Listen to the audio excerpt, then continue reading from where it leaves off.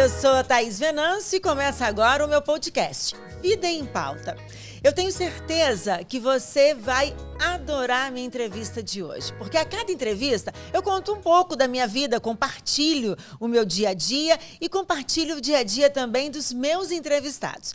E eu tenho trazido aqui para essa minha primeira temporada pessoas muito especiais que eu conheço, eu converso, aliás, converso pouco, né? Então, assim, converso bastante. Então, eu disse assim, vamos começar logo, porque assim eu já compartilho com você que está aí me assistindo. Então, aproveite e compartilhe essa entrevista também com outras pessoas, que hoje eu converso com o cirurgião plástico e músico, Dr. Davi Machado, que é um amigo muito querido da minha família, porque já ficamos amigos, né? Então, isso faz com que a gente fique mais à vontade para conversar e bater papo. Seja bem-vindo ao meu podcast. Obrigada. Eu que agradeço. Vai ser um privilégio estar aqui. Obrigado pelo convite. Consegui tirar você do consultório, do hospital, da cirurgia plástica, me dar um tempinho para contar, porque sua vida funciona o quê? Você faz o quê? 12, 14 horas por dia? Normalmente, sim. É isso? Normalmente. Meu dia começa muito cedo. Eu acordo 5h10 da manhã. Você pedala? Todo dia, geralmente no final de semana, no final do dia, de noite e no final de semana. Normalmente eu começo a cirurgia muito cedo, então eu acordo 5h10, 5h15, 6 horas eu estou dentro do hospital. E aí começa a cirurgia, normalmente você termina, almoça rápido, já começa o consultório e vai embora. E na hora que sai do consultório, aí vai pedalar, fazer academia, alguma coisa assim. Porque ele me incentivou a pedalar. Eu comecei a pedalar por causa dele. Ele falou, pedalar é muito bom, Thaís, é muito bom. Nossa, é bom mesmo, né? É muito gostoso. Sabe o que o meu cinegrafista, meu editor, meu amigo Sanley, pedala, tá? Olha aí, então a gente tem que marcar uma. E vou te dar uma sugestão. Não sei se você já pedalou, eu que gosto de estrada, essa estrada nova do contorno do Mestre Álvaro. Não, eu tenho medo. É sensacional. Ele levantou o braço para cima. Ele já falou que sim. Olha aí. Ele já fez isso, provavelmente. É mesmo? Muito. Mas qual é a sensação da estrada, assim? Qual é a diferença? Primeiro, a estrada é gostoso porque você pedala grandes distâncias, você pedala com desenvoltura, você não tem tanta preocupação de carro e tal. Essa estrada é especial porque ainda é uma estrada que não tem tanto movimento assim.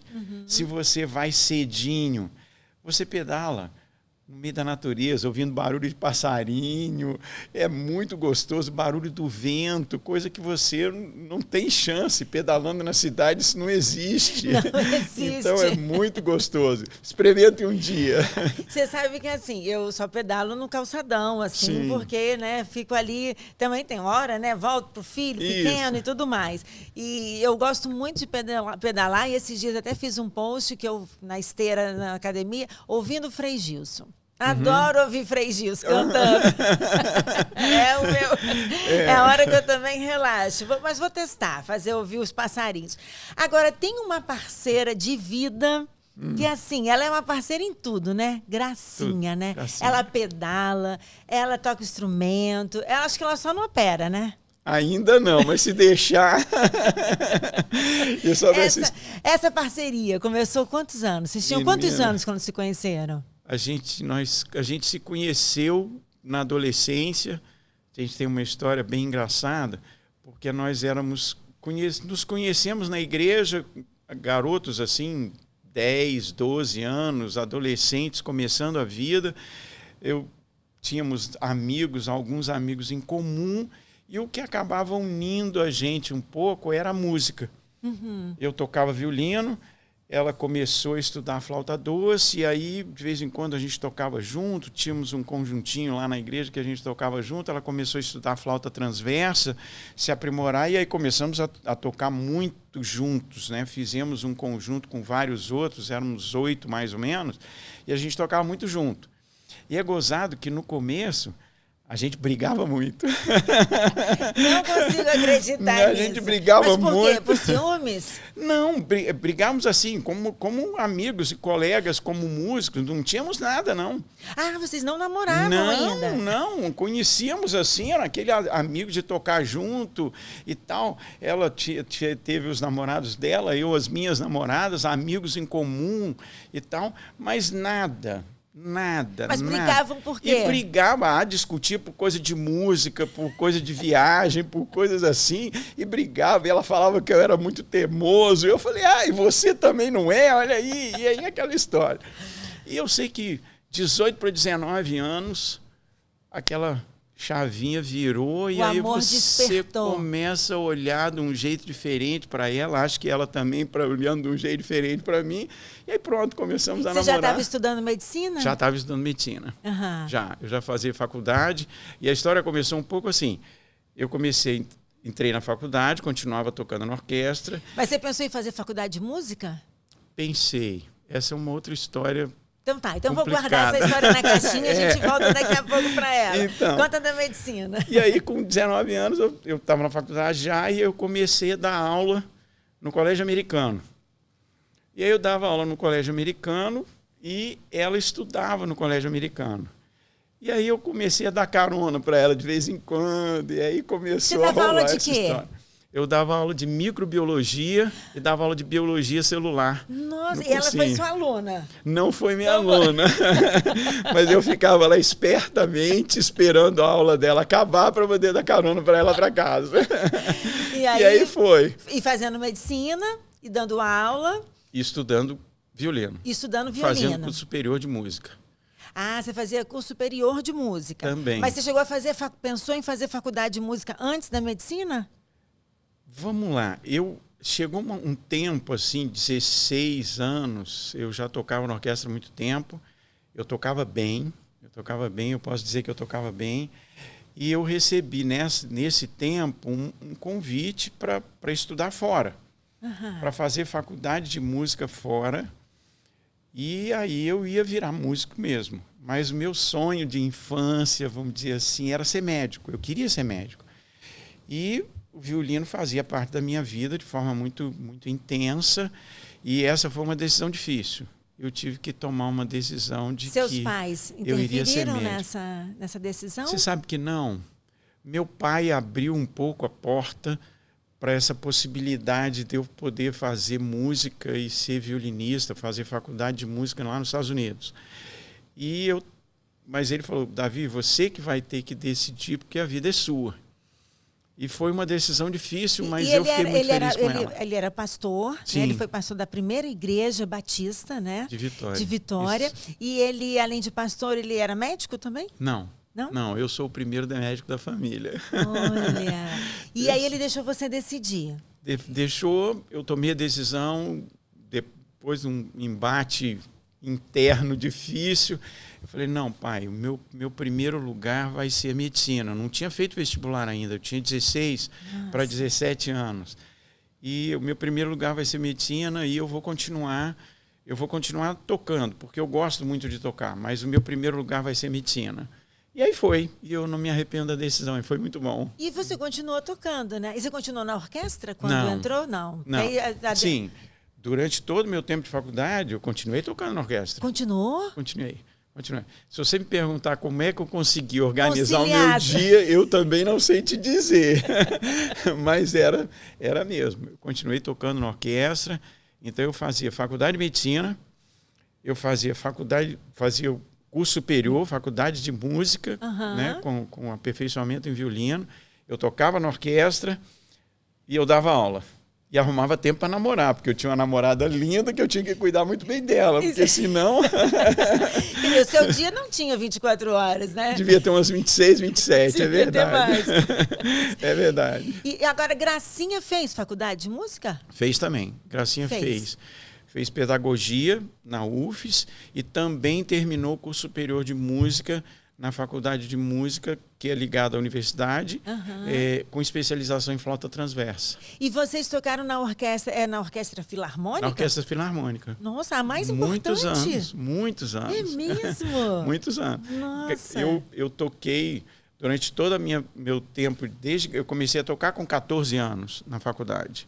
Fui contratado, tinha carteira assinada, era funcionário do Estado, primeiro violinista da Orquestra Sinfônica naquele tempo. Meu Deus! E aí, durante todo aquele tempo de ensino médio da faculdade, eu toquei na orquestra. Então, eu toquei 10, 12 anos na orquestra. Aí quando eu terminei, me formei, fui fazer residência no Rio de Janeiro. Aí eu parei, quando eu terminei a residência e voltei, me chamaram de novo para voltar para a orquestra. Eu troquei mais uns 2 anos na orquestra, mas aí depois a vida de médico já não deixava mais. Aí eu tive que sair da orquestra. E tocar um instrumento é algo prazeroso ou é desestressante? Ou não, é no momento que você está mais feliz ou é no momento que você precisa de um aconchego? Como é que você... Hoje, na sua correria do dia a dia? Entra em tudo. Eu lembro que muitas vezes nessa época de faculdade, de vida muito estressada, eu tinha que estudar muito, não é? Porque o instrumento é ingrato, se você parar de estudar, você vai perder muito, tecnicamente. Então, eu tocava muito quando eu estava muito feliz, e às vezes quando você estava triste, era um momento de você pegar o instrumento, entrar no quarto, se fechar e tocar, sentar na cama e tocar.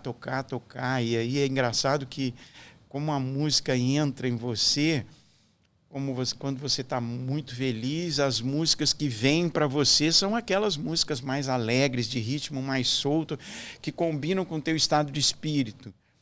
E às vezes quando você está triste e meio para baixo, às vezes aquela música mais densa, mais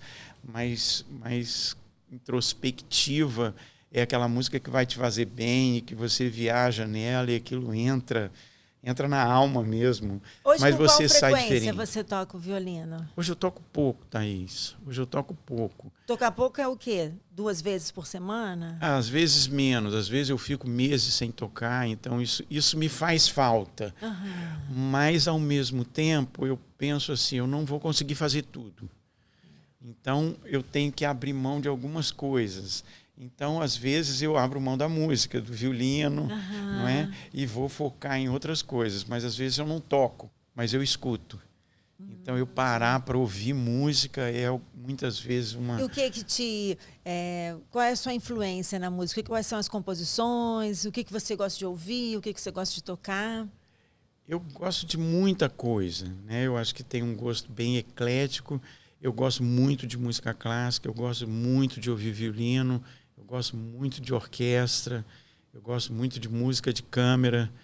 Agora, a gente ouve também... eu gosto de rock, um rock leve, suave, eu gosto muito de música pop, eu gosto de música brasileira muito também. Agora, alguma coisa de música de hoje eu não gosto, não. Então estamos na mesma opinião. Isso, algumas Durante coisas a cirurgia, escuta música? Sempre. Você liga a música na hora da cirurgia? Sempre. Não existe cirurgia para mim se não tiver música. É mesmo? Porque o paciente não escuta nada, né? Não. Ele já vai... É engraçado que se às vezes algumas perguntam, eu falo, quando você entrar na sala, porque o paciente chega cedinho, entra na sala, eu falei, se você prestar atenção, tem uma musiquinha tocando. A gente tem um sonzinho pequeno que fica lá no cantinho, as meninas já sabem bem o que eu gosto, o que a gente gosta na cirurgia, então tá aquela musiquinha lá tocando e aquilo funciona. Te acalma? Muito. Me tranquiliza, me faz bem o ambiente. Eu gosto de silêncio, mas, por exemplo, na hora da cirurgia, aquela música me acalma. Me tranquiliza, me faz ter um ambiente gostoso para a cirurgia. E é gozado que isso já faz parte da equipe. E é gozado que, às vezes, até um ou outro colega, às vezes, um anestesista, nem é um anestesista da sala, mas ele vem, fica lá na sala, toca no assunto de alguma coisa, pergunta alguma coisa, e, às vezes, uma enfermeira faz a mesma coisa, fala assim, é bom, a gente entra na sala de Davi, aquela sala tem aquela sensação de paz, e eu acho que isso é muito por conta da música mesmo. Agora, tem uma história aí que Gracinha colocou você para trabalhar. É isso, para tocar música? Conta essa história pra gente. É verdade. Você tinha que idade quando ela botou você para trabalhar? Desde os 20 e pouco, ela já me explorava. Aí depois que casamos, eu já com 29, 30 anos, nós não tínhamos filhos ainda, mas aí ela era profissional da música, não só da orquestra, mas também de tocar em casamento, recepção, eventos e tal. Então a gente às vezes ia tocar num casamento, então ela combinava com a noiva, iam escolher as músicas e tal. Ela falou, olha, Se você quiser, eu tenho um violinista também que eu posso trazer. Então não vai ser só a flauta, vai ser a flauta, o violino, o teclado, coisa assim. Nossa, violino, vai ser lindo e tal. Aí ela chegava e ficava, olha, nós temos casamentos para tocar no final de semana tal, X, Y, Z, arruma os seus plantões aí que você vai tocar.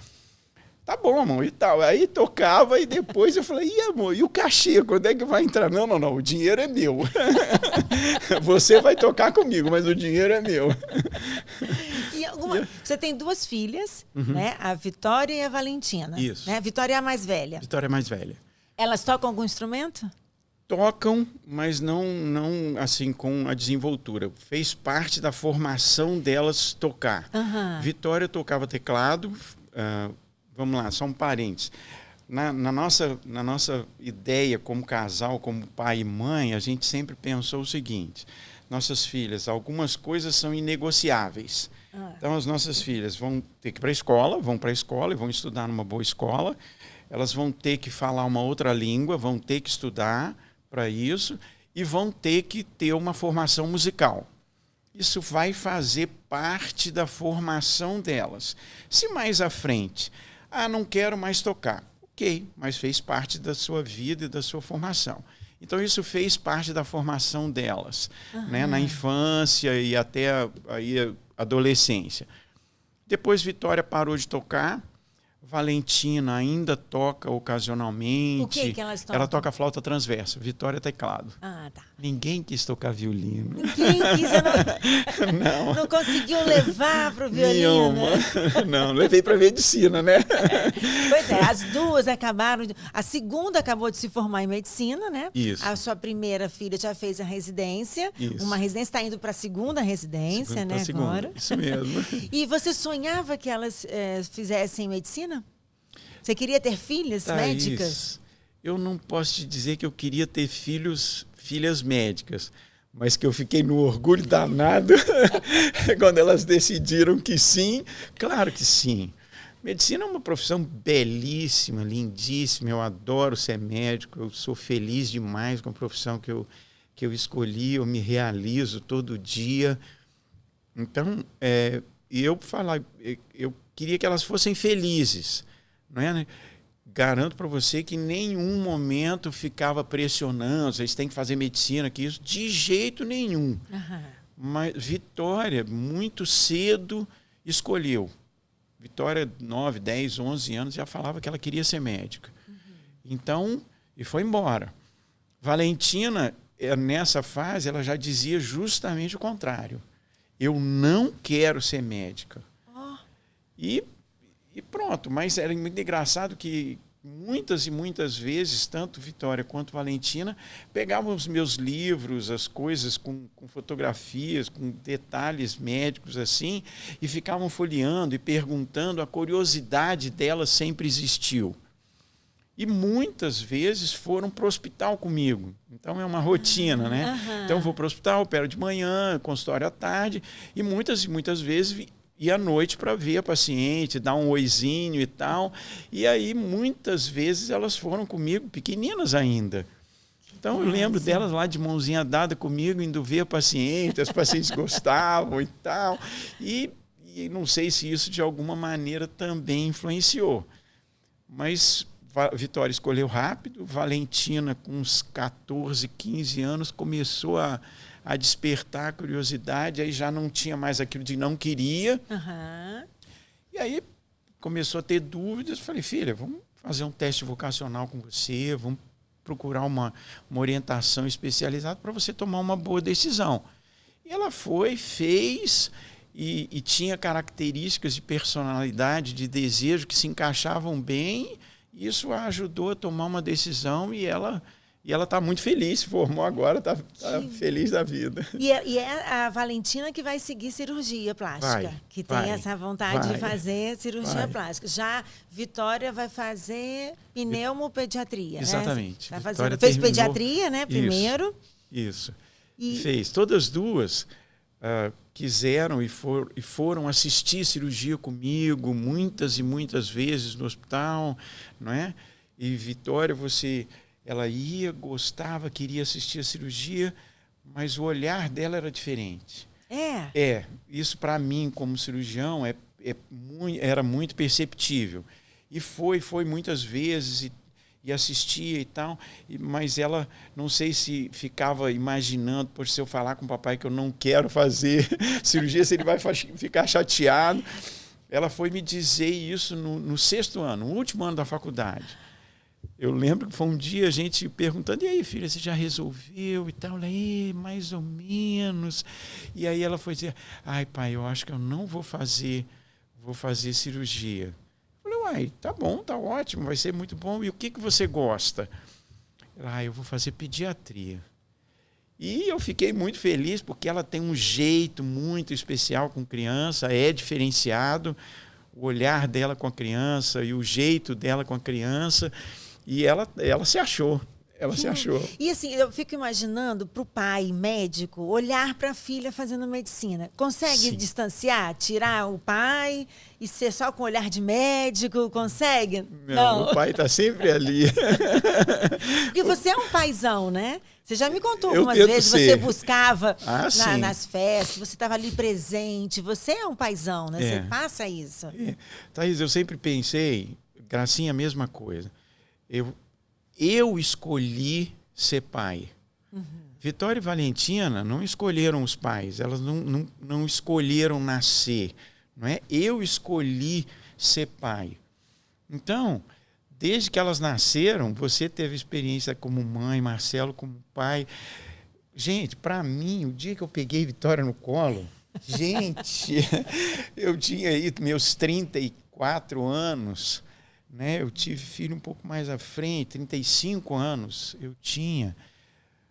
Aí cai a ficha que você fala, gente, esse serzinho aqui é eu que tenho a responsabilidade de criar, de formar, de fazer virar gente.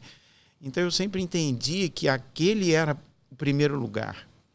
Não é? Eu teria que fazer escolhas de jeito que a minha vida profissional não atrapalhasse a formação delas. Então, durante todo o tempo, eu sempre coloquei limites para a sua vida. Para a minha vida, porque eu teria que estar ali.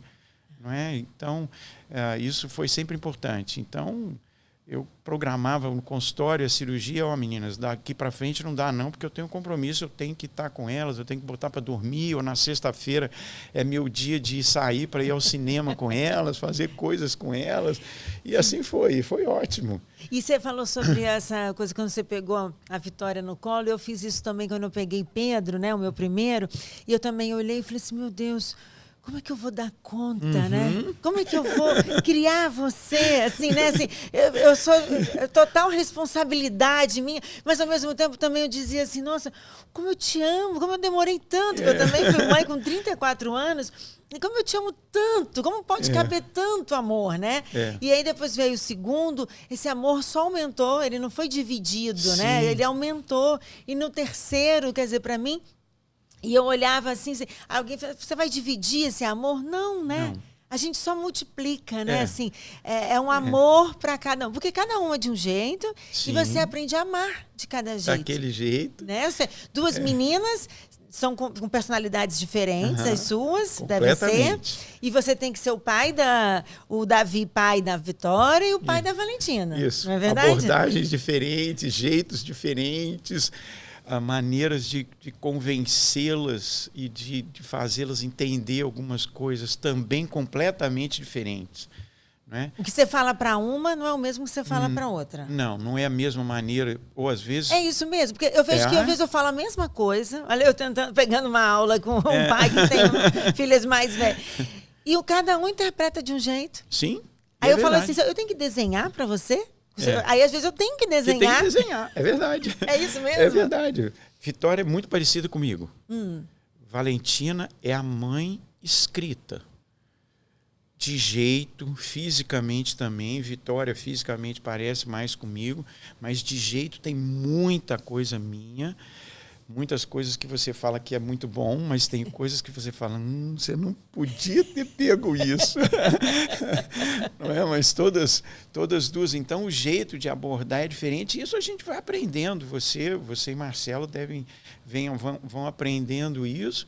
E eu falo que ser pai e mãe não tem escola. Não tem manual, né? Não tem manual, não tem jeito. Você tem que ter disponibilidade para entender que você não sabe nada, pedir ao Papai do Céu para te ajudar, porque isso é essencial, e você tem que ter disponibilidade de se moldar também.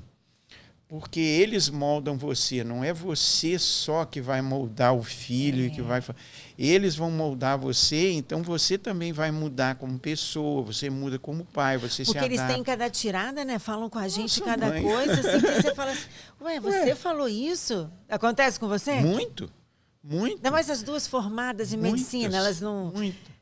Thaís, eu tenho uma coisa muito marcante para mim, disso dos filhos moldarem você, não é? Você, claro, depois que filho nasce, você não é o mesmo mais, claro que não.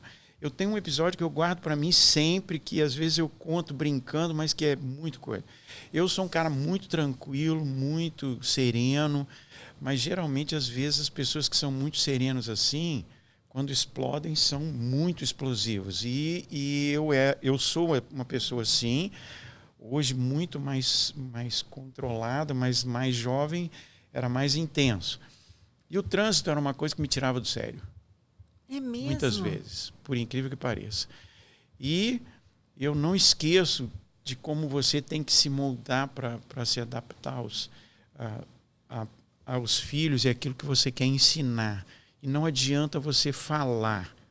Você tem que agir. Tem que agir e você tem que ser, antes de tudo, um exemplo. Porque eles veem tudo, percebem tudo, você acha que eles não estão vendo nada e eles estão vendo e percebendo tudo. E essa experiência me marcou. Nós morávamos na Praia da Costa, um domingo de manhã, vindo para a igreja. Vitória devia ter uns 4, 5 aninhos, Valentina uns 2 anos, 2 e pouquinho. A gente tinha um carro maior, uma caminhonete. Vitória sentadinha na cadeirinha dela, Valentina naquela cadeirinha de criança que fica sempre no meio. E a gente subindo a ponte de Vila Velha para Vitória, para ir para a igreja, a gente meio atrasadinho, aquele negócio de arrumar menino, não sei o quê, e eu subindo. E aí, aquele carro lerdo, na pista da esquerda da ponte, subindo, e eu falei, é domingo, eu não posso falar nada, não posso xingar, e eu ali, luz alta, para ver se ele saía da frente, e nada, e eu ali todo contido, vira Valentina, minha filha, 2 anos e pouco, e grita lá de trás, buzina, papai, sai da frente, idiota. Eu fiquei assim... Sabe aquela hora que você fica mudo? Gracinha do meu lado, olhou para mim como quem está dizendo assim, preciso de falar alguma coisa?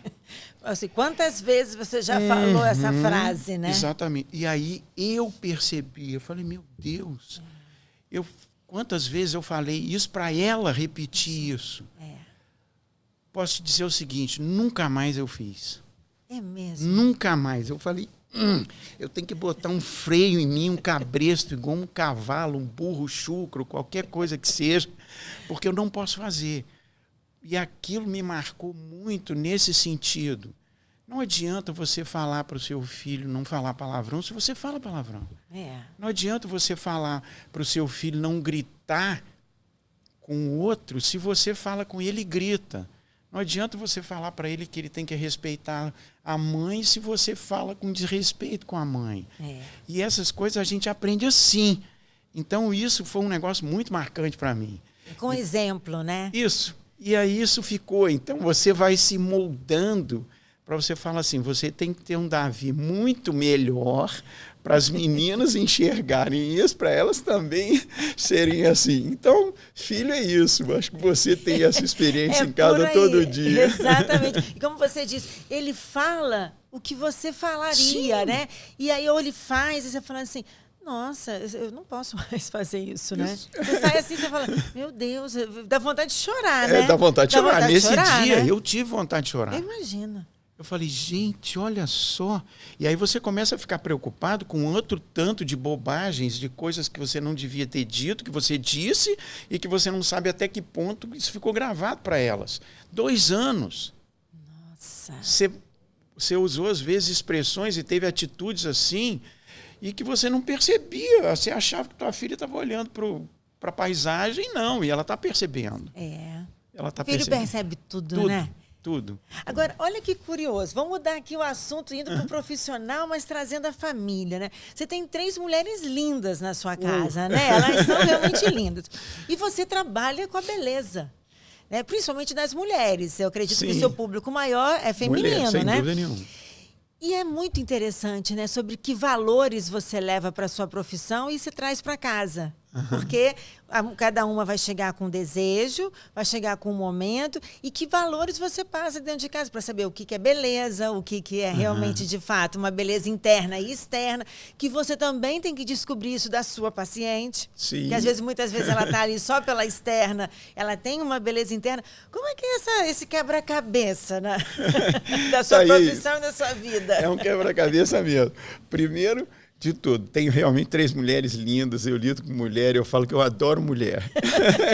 Eu falo que eu gosto tanto de mulher que eu só soube fazer mulher. Então, só fiz mulher, trabalho com mulher no meu entorno. É sua equipe, né? Todo a maioria mundo mulher, e tem 2 outros colegas cirurgiões plásticos também, o meu anestesista homens, mas o resto é mulher. Eu brinco e falo assim, se eu puder escolher, vai vir mulher. Então, realmente é isso. E beleza é uma coisa muito sutil, não é? A gente está num mundo hoje, nosso mundo mudou muito de um tempo para cá, o mundo da rede social, o mundo do Instagram, o mundo da exposição, e isso talvez tenha mudado as referências e padrão de beleza. Hoje, uma das coisas que afeta muito no consultório é isso, as pessoas já não têm uma visão de beleza, da sua beleza. Ela fica muito mais de olho na beleza do outro e ela quer trazer a beleza do outro para si, como se aquele fosse o padrão, não é? E eu falo que todo mundo é muito lindo, todo mundo é muito bonito e todo mundo tem a sua própria beleza. Você tem que encontrar e você tem que valorizar aquilo. Tem uns que têm fisicamente atributos mais belos do que outros. Mas quantas e quantas e quantas e quantas vezes você vê pessoas belíssimas fisicamente, com traços harmônicos, olhos lindos, cabelo maravilhoso, e você senta para conversar com ela, em 2 minutos você a enxerga completamente feia.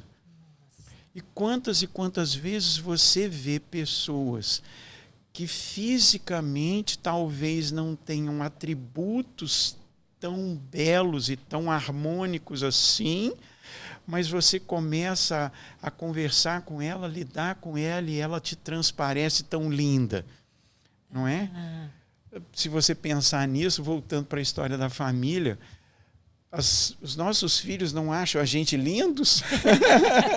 Não é verdade? É verdade. E todo pai acha o seu filho também lindo, também, né? Lindo. Isso é amor, é você ver uma outra coisa que não só o traço físico. E se você pensar em traço físico, isso tem que ver com cultura, com arte, com aquilo que é comum àquele povo, àquela cultura, aquele país, aquela raça, não é mesmo? Então, você tem uma variedade enorme. Quando você começa... Você já pegou um caso, assim, muito difícil? Muitos. Em todos os sentidos. Dá para exemplificar, assim, alguma coisa, assim, que a pessoa queria algo que não dava para fazer nela? Sim. Algumas vezes você, para mim é muito comum, na face, na cirurgia do nariz, por exemplo, na rinoplastia, o paciente vem para você com fotografias de uma determinada famosa ou famoso, eu quero meu nariz desse jeito. E você olha para aquela pessoa, ela tem traços faciais completamente diferentes, não é? Vamos usar um exemplo bem conhecido, não vai ser antiético falar nisso porque é público. Vamos pensar uma pessoa muito famosa, muito conhecida, Michael Jackson. O nariz de Michael Jackson ficou famoso como uma coisa completamente anômala, não é? Ficou horroroso. Vamos usar uma palavra, um português bem claro. E o quanto ele era bonito. Sim. Natural, né? Natural. Porque um homem negro, com traços da raça negra que é bela, bela, bela, bela. Então, lábios grossos, uma boca maior, um nariz mais alargado, mas um rosto também mais alargado, não é? E aí ele foi querer fazer um nariz pequenininho, delicadíssimo, de pontinha absolutamente fina. Aquele seria um nariz que poderia caber numa face feminina, branca, muito delicada, muito fina, de lábios pequenos, olhos mais próximos. Aquele nariz poderia ficar melhor numa face assim, mas nunca ficaria numa face com traços como o dele. Do mesmo jeito que se você pegar um nariz com características da raça negra e colocar numa face clara, caucasiana, vai ficar esquisito. E, claro, eu dei exemplos extremos, não é? Mas nesse meio você tem traços faciais que combinam assim ou não, e até o próprio jeito da pessoa. O jeito também? Também. Na hora que ela senta na sua frente, no seu consultório, Claro. você está ali analisando toda ela. Muito. O que ela fala, os hábitos dela. Tudo. É mesmo? Tudo, não muito, não é muito só jeito. estética, né? Assim, você chegar e falar, eu quero esse nariz com esse... Não. Vamos dar um exemplo. Vamos sair do nariz. Vamos para prótese de mama. Sim. Pronto, a mama. Uma mocinha que chega no meu consultório e aí eu sento, começo a conversar, o que você gosta, o que você quer, o que você gostaria. Então, Davi, eu quero colocar uma prótese de mama. E aí eu converso com ela e vejo que é uma menina toda delicada, mais tímida, de jeito muito suave. Não adianta eu querer chegar e botar um peito grande, chamativo, colo alto, aquelas duas bolinhas. Não é? E às vezes eu pergunto, eu tentando descobrir o que ela gosta, o que ela aprecia, e eu falo assim, vamos imaginar o seguinte, você vai numa festa, se você tiver com aquele peito bonito, chamativo, aquele colo, coisa, aquele decotão, e todo mundo ficar olhando para você, o que você vai achar? Não, Davi, se você fizer isso, eu vou me enfiar no canto e vou ficar lá quietinha, escondida. É claro que para aquela moça, para aquela paciente, esse tipo de padrão de mama não serve. Vamos supor que aí que você entra e fala, então, o tamanho vai ser assim. É assim mesmo, você é um assim artista, mesmo. né? Você tem que... E do mesmo jeito que se eu pego uma outra menina exuberante, chega lá no consultório toda assim, toda soltona, já com uma roupa com decote, ela não tem nem peito direito, mas bota o decote. Então, se eu fizer uma coisinha muito suavezinha, muito delicada, ela não vai ficar feliz. Então, essas Porque coisas... também, às vezes, elas não sabem falar, né? O que ela Claro, quer. Ou ela fala não uma sabe coisa o que quer. exagerada, Isso. ou pequena demais, porque está com medo, Ou né? vem com o peito da amiga e mostra. Ai, vem com o Davi, olha, peito da minha amiga amiga. fez esse aqui, ou você fez esse peito para minha amiga, eu quero esse aqui. E aí você tem que desconstruir tudo, uma coisa que... Você é da época que elas chegavam com a revista? Porque hoje tem a rede social. Chegavam eu com a revista. Eu peguei isso. E falavam que queriam. Porque nós passamos por períodos, né? Claro. Um período em que as mulheres se exibiam muito, com peitos Sim. muito grandes, como das americanas. Exatamente. Depois passou uma coisa mais moderada. Hoje, atualmente, está uma coisa mais moderada isso ainda? é meio cíclico, é muito engraçado isso. Isso é meio cíclico. Já teve aquele tempo que todo mundo queria o peitinho pequenininho, não é? Tá. Todo mundo queria o peitinho pequenininho, foi uma época, isso foi lá no começo da minha carreira, a prótese nem era uma coisa tão assim. Então, aquele negócio de redução grande, reduzia muito, fazia mamas pequenas e tal. Depois, quando começou o boom da prótese de mama, foi aquela história, todo mundo queria aqueles peitos, aquelas mamas grandes, muito vistosas, algumas muito marcadas, outras menos, mas o padrão era aquela mama muito exuberante.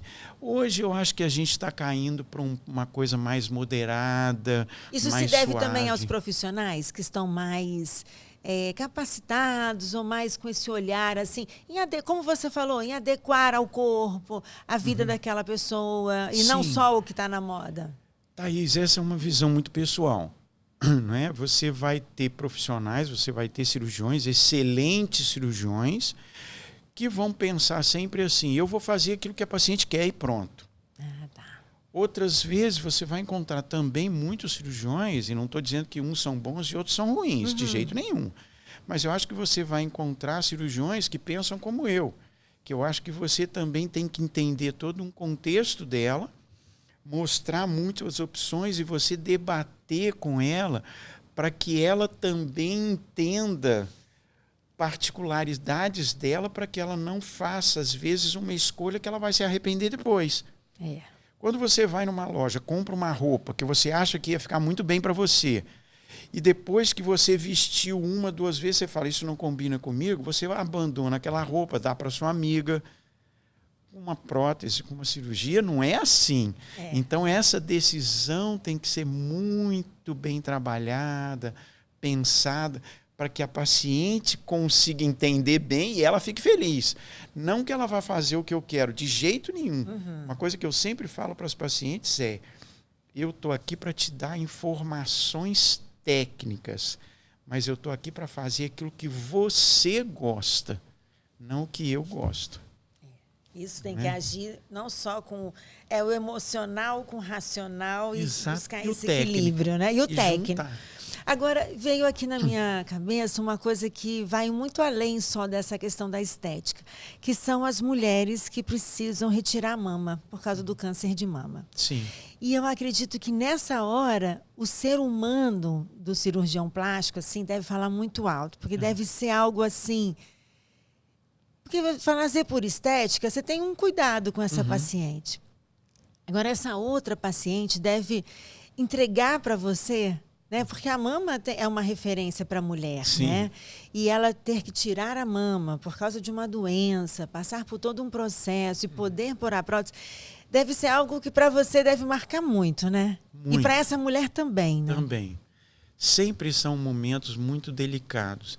É claro que são focos diferentes, mas às vezes a angústia de uma paciente com mama grande, mama muito grande, ou aquela angústia daquela mocinha que não tem mama nenhuma, é uma virada tão grande que às vezes até se assemelha à outra, só que em direções diferentes.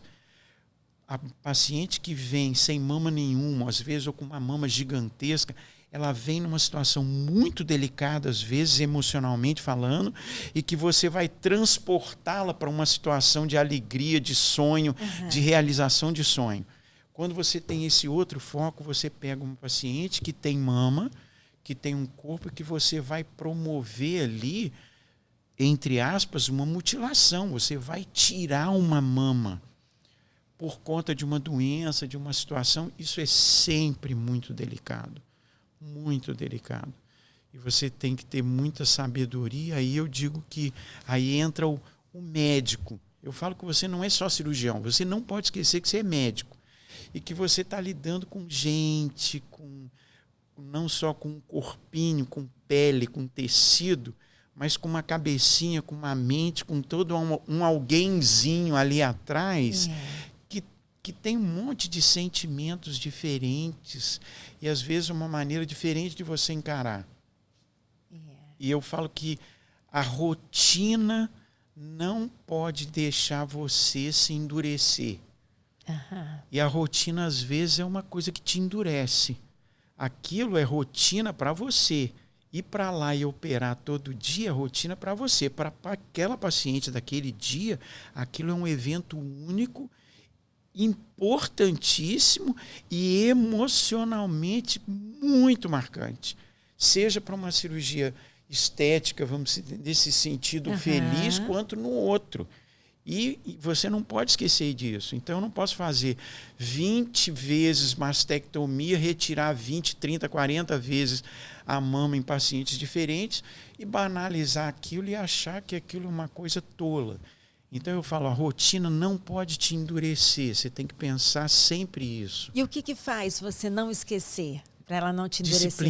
Disciplina. E você pensar que aquela é uma pessoa diferente daquela que você operou ontem. É você pensar e saber, hoje eu vou operar a Thaís, amanhã eu vou operar a Joana, depois da manhã é a Maria. Eu falo sempre o seguinte, e isso vale para a minha equipe toda. Eu sempre digo o seguinte, o que a gente tem amanhã? a gente tem uma mama. Não, amanhã a gente vai operar a Maria. A Maria vai operar a mama. Isso é uma coisa que faz toda a diferença. Então, quando você vai amanhã operar a Maria, eu sei que eu vou operar a Maria. O que a Maria vai fazer? A Maria vai operar a mama, então eu não vou esquecer. Quem é a Maria? Isso, é também isso, exatamente. Né? E aí você lembra, vai saber, né? Não é só chegar e marcar um X naquele lugar que vai operar, né? Não. Eu criei algumas rotinas, a gente profissionalmente cria, acho que você deve ter as tuas. E como eu opero bastante, graças a Deus, todos os dias eu tenho cirurgia. Então, todos os dias, no dia anterior, as meninas me entregam impresso o meu planejamento cirúrgico, o meu relatório cirúrgico, que foi tudo aquilo que eu escrevi na ficha da paciente desde o primeiro dia que eu a vi. Uhum. Então, ali tem, como é uma coisa pessoal e ninguém vê, aquilo tem as minhas impressões, ali tem alguns detalhes pessoais daquela pessoa, ali tem o meu planejamento cirúrgico, o que eu vi no exame físico, o que eu planejei, mas também alguns detalhes do gosto dela, de detalhes dela, do jeito dela. E eu coloco isso ali. Você se prepara para a cirurgia, não tecnicamente, mas também... Sim, é isso aí. Então, isso fica. Então, no dia, quando eu vou para lá, para a cirurgia, eu já revisei quem é a Maria, os desejos da Maria e o que eu planejei para ela. E aí eu chego lá e brinco e recebo com um abraço, com um beijo, converso rapidamente, vamos desenhar e brincar com algumas coisas para tentar fazer com que ela fique mais tranquila, mais à vontade, e eu relembrando que quem está ali é a Maria, não é uma mama. E acho que com isso você passa isso para sua equipe, né? Passa para quem está ao seu lado, porque você nunca opera sozinho. Você sempre tem um cirurgião. Sempre. É um ou dois? Sempre um cirurgião, um outro cirurgião plástico comigo e 3 enfermeiras na equipe agora. 2 estão sempre no campo cirúrgico comigo e a outra está sempre do lado de fora na sala, ou enquanto eu estou na cirurgia, ela está cuidando da paciente que está lá no apartamento, que operou ontem, por exemplo, e ela está ajudando no cuidado ali daquele começo, de levantar, de tomar banho, aquelas coisas que a gente Além do sabe. planejamento, você tem assim uma mania? Você faz tudo na mesma ordem? Ou você assim, vai fazer mama e abdômen? Ai, não, gosto de começar por aqui, ou começo por... Mas é porque você criou essa... o ser cartesiano. O que você rotineiro, tudo arrumadinho, bonitinho. Se você virar a minha caneta assim, eu já sei que você passou ali e mexeu. Porque tudo meu está bem no lugar, as meninas já sabem, a gente tem rotinas na coisa que você desenvolve rotinas pessoais. Então, na cirurgia... Te passa segurança, né? Claro. Isso é segurança para você, é segurança para a sua equipe, todo mundo sabe o que vai acontecer. Claro que tem sempre essas nuances assim da cirurgia, mas as rotinas sempre estão bem estabelecidas, e é gozado que se você muda, a equipe percebe, as meninas percebem, e às vezes eu brinco, não, hoje eu vou fazer diferente só para te enganar, só para você me dar o material errado. Com o cirurgião acontece o mesmo com a dermatologista ou com o neurologista, por exemplo, neurologista, né? Ai, Marcela, eu tô com uma dor de cabeça, tenho ficado com uma enxaqueca, ou tô com o meu lado meio paralisado. O cirurgião também, quando alguém chega e fala assim, você não quer fazer meu peito? Você não quer olhar meu nariz? Alguém fala assim pra você? Toda hora. Eu já acostumei. Em qualquer lugar? Em qualquer lugar. A consulta do corredor, a consulta da festa, a consulta do casamento. Mas as pessoas perguntam, você não acha que eu posso fazer uma prótese, botar uma prótese? Toda hora. Ai, Davi, vi você aqui, eu lembrei que eu preciso ir lá em você. Eu estou precisando de botar uma prótese de mão e não sei o quê. E às vezes, olha, vem cá um pouquinho, vem cá. Olha, o meu nariz, você não acha que podia fazer assim? Então, toda hora tem. É mesmo? A gente acostuma, leva na brincadeira e pronto. E Gracinha também acostuma. Ela Sim, também fica claro, à vontade. Tranquilo, de boa. Como você falou, ela só não opera, mas igual a mim também. Eu já sei mais ou menos, quando alguém fala, eu preciso ir lá. Aí eu falo assim, Marcela, acho que fulano tá meio assim, pensa. Aí quando ele vai, fala assim, você acertou no diagnóstico. Logo no começo da carreira, É engraçado, hoje a gente já tem isso, eu tenho 3 enfermeiras que estão sempre na equipe comigo. Bastante tempo, tem umas que estão bastante tempo, né? Muito tempo. Graças a Deus a equipe é de gente sempre de muito tempo, não tem rodízio assim, não. Então hoje eu tenho essas enfermeiras que assessoram muito, respondem muita coisa num primeiro momento para os pacientes, quando tem dúvida, aquela paciente que liga e tal, ou eu estou na cirurgia, elas vão, atendem o telefone e respondem. E no começo não tinha isso, então gracinha, muitas vezes os pacientes ligavam no pós-operatório, aquela ligação do sábado, do domingo e não sei o quê, então Davi está tomando banho, Davi está dormindo e não sei o quê. Quantas e quantas vezes... Tanto Gracinha me ver responder e orientar, ela fala assim, mas o que está acontecendo? Me conta. É aquele jeitão dela que você conhece e daqui a pouco eu chegava e está ela explicando e orientando a doutora Gracinha e eu já dei muita risada com isso e depois eu mexia com os pacientes. Falei, nossa, doutor, sua esposa explica direitinho. Só faltou dizer que explicava melhor do que eu. Porque é um dom também, né? De algumas pessoas, né? A comunicação, né? Sim. Então flui, né? Acontece. Ainda mais ela que se apresentava, imagina também então, na orquestra.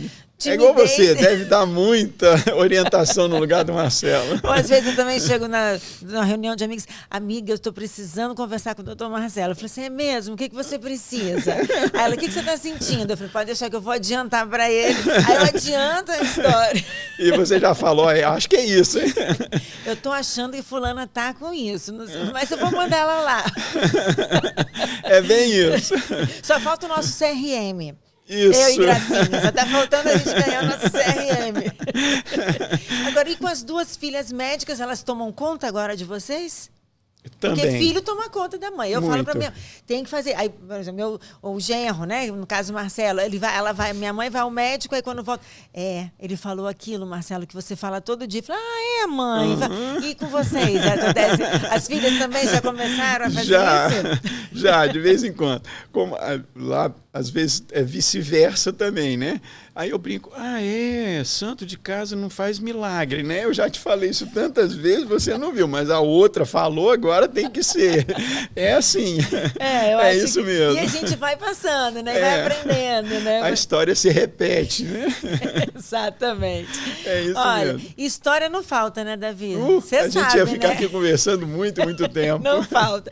É sempre um prazer conversar com você. Aliás, quando eu sempre o encontro, eu converso pouco, né? Então, nós gostamos do papo e o papo flui com a gente, né? É sempre um prazer conversar. É um prazer ter a sua família, assim, conhecer a sua família, porque eu acho a sua família linda. Eu adoro ver quando você posta. Eu fiquei emocionada quando vi Valentina formada. Viu? Eu não vi Vitória na época, mas assim, né? Eu vi passar por aquela emoção, eu fiquei imaginando a emoção de vocês. Então, parabéns. Que Deus continue abençoando vocês. Amém, amém. E vocês também. E eu estou curioso para ver, porque eu acho que você vai chegar e ter esse sentimento muito rápido. Passa muito rápido. Pois você vai ver. Eu já estou com um de 13 anos então, e já você vai ver, é um susto, é um pulo. Às vezes a gente fala, para tempo, né? Para um pouquinho tempo, só para eu poder curtir um pouquinho mais, né? Gracinha fala, Davi, será que a gente não podia embalsamar, não? E quer ver Marcelo me fazer chorar? É quando ele fala assim, daqui a pouco vamos ficar só nós 2 e eles já vão estar fazendo as coisas. Eu falei, nossa, eu caio, não choro. Eu tô chegando nessa fase. Nossa, não tem noção de como eu me prendo aquele momento ali. Ele, vamos ficar só nós 2. Ele faz de propósito. De propósito. Para eu chorar. Mas é uma outra fase. Eu falo que a gente tem uma vantagem, como eu também conheço razoavelmente bem a família de vocês e sei que é uma família linda também, eu posso dizer com grande tranquilidade, a gente tem uma grande alegria de ter uma família assim e a gente tem uma coisa muito especial. Nós temos esposa e marido, né, muito iguais, muito parceiros. Aquele casalzinho que a gente gosta de ser casal, que gosta de estar casado. De estar junto, né? Que faz falta até na hora de implicar, né? Exatamente isso. Então, o que eu vejo agora? Hoje as meninas já estão adultas e a vida delas, Vitória morando fora, Valentina daqui a pouco está lá, e eu já estou nessa fase de ficar só nós 2. Mas aí que você vê que a vida é cíclica. Começamos nós dois, vieram os filhos, você está assim, agora os filhos estão indo, pegando o caminho, estão ficando nós dois de novo. Mas é muito legal porque como você é assim, você volta àquele começo de novo. O problema é quando é aquele casal que os filhos os mantinham juntos. Eles não conseguem fazer nada sozinhos. Aí vai ficar complicado, porque se ficar sozinho depois, e aí? Você tem um desconhecido do seu lado. Olha um para o outro e fala, né? Quem é você, aí, né? Exatamente. Você não sabe mais andar de mão dada na rua, você não sabe mais sair para jantar só você e ela. Você viajar com ela 15 dias vai ser um transtorno. Graças a Deus isso não acontece. Não acontece com a gente, não acontece. Daqui a pouco elas vão, daqui a pouco elas voltam, né? Sim, vão isso casar com os netos, é muito mesmo. bom. Eu vou acompanhar. Isso. Obrigada por ter vindo, tá? Ter saído da sua rotina e ter vindo aqui contar um pouquinho da sua história pra gente. Foi um prazer. Obrigada. Espero que você tenha curtido assim como eu curti. Então você curte aqui mesmo esse episódio, compartilha mesmo, porque Vanessa fica no meu pé falando que tem que compartilhar, eu tenho que falar para você, enviar para os seus amigos. Então manda, tá? Obrigada, né, pela sua companhia aí junto comigo, né? E até o próximo episódio.